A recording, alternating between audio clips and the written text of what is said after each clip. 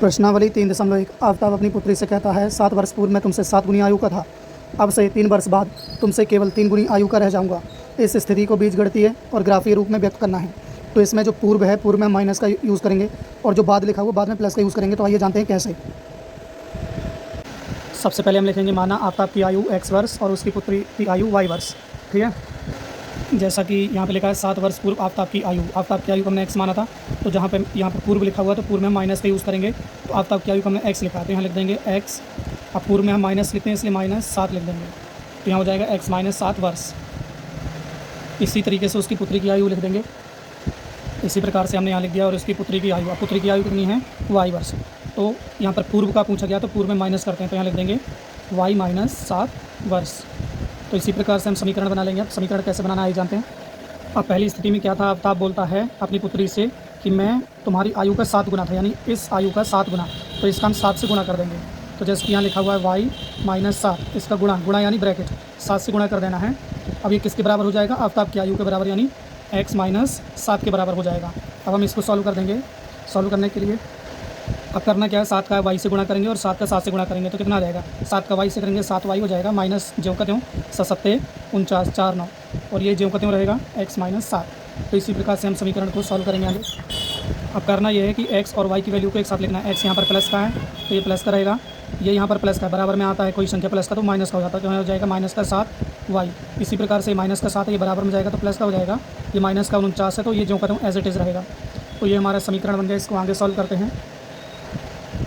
अब 7 में से 49 को माइनस करेंगे तो कितना बचेगा 42। अब माइनस की संख्या बढ़ी है तो माइनस का आ जाएगा। तो इस प्रकार से ये हमारा समीकरण बन गया x - 7 बराबर -42। ये समीकरण नंबर 1 हो गया। इसी प्रकार से हम स्थिति 2 बनाएंगे। अब स्थिति 2 क्या कहता है, 3 वर्ष बाद आफ्ताब की आयु। तो आफ्ताब की आयु को हमने यहाँ पर x लिखा था, x वर्ष। तो बाद के लिए हम प्लस का यूज़ करना है, प्लस का जहाँ पर बाद लिखा हुआ है वहाँ पर हमें प्लस का यूज़ करना है। तो आफ्ताब की आयु कितनी है x, तो x + 3 वर्ष हो जाएगी। इसी प्रकार से हमें उसकी पुत्री की आयु लिखना है।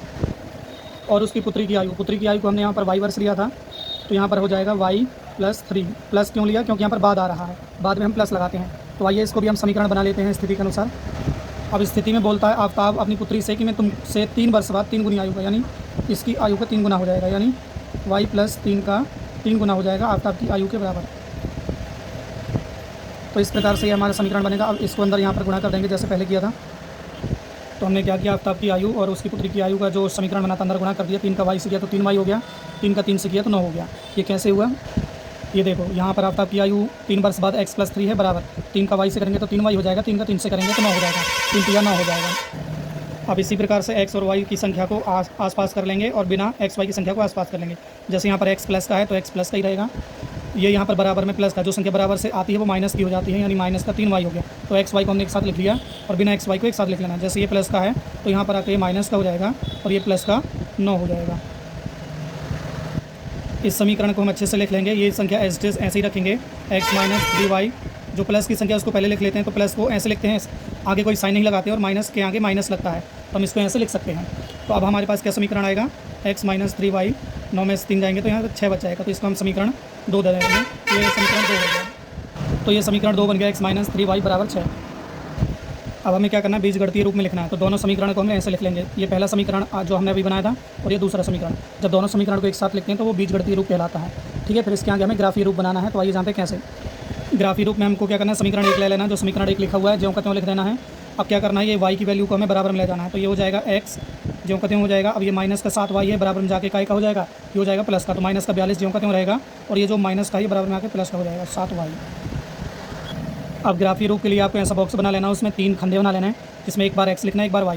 अब हमको क्या करना है, जो वैल्यू यहाँ पर लिखी हुई है इसी में से कोई भी एक वैल्यू मान लेते हैं। जैसे हमने x की वैल्यू हम इन दोनों में से कोई एक मान लेंगे। जैसे हमने यहाँ पर 7 माइनस का है तो माइनस का 7 ले लेते हैं, माइनस का 7 ये हमने माना है क्योंकि हम कोई भी एक वैल्यू माननी पड़ती है। तो जब हम x का मान -7 मानेंगे तो y का मान कितना आएगा, आइए जानते हैं। इसी समीकरण में हम ये x का मान हम -7 रख के देखते हैं। तो हमने यहाँ पर x का मान -7 मान लिया। अब जहाँ पर x लिखा हुआ है वहाँ पर हमको -7 लिख देना है इसी समीकरण में, तो ये सॉल्व हो जाएगा।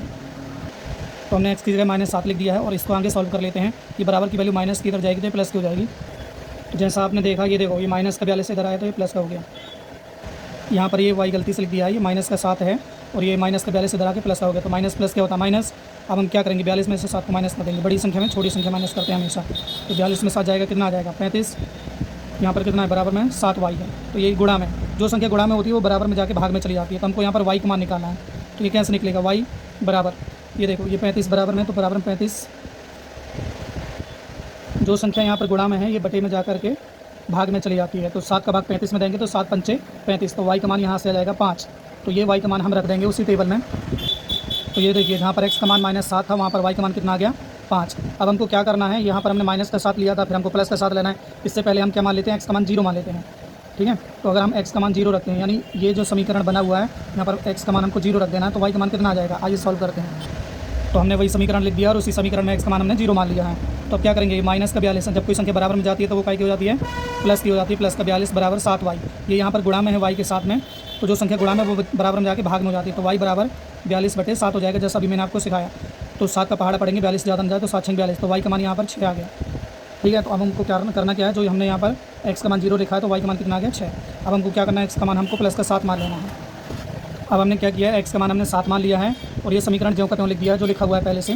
तो हमको करना क्या, माइनस की वैल्यू इधर जाएगी तो काय की हो जाएगी, प्लस की हो जाएगी। तो प्लस का 42 बराबर 7y, तो 42 और 7 को प्लस कर देंगे, कितना हो जाएगा, 49 प्लस 49 बराबर 7y हो जाएगा, बराबर हो जाएगा। अब ये क्योंकि मल्टीप्लाई में है, बराबर में जाएगा तो भाग में चला जाएगा, तो y का मान आ जाएगा 50/7।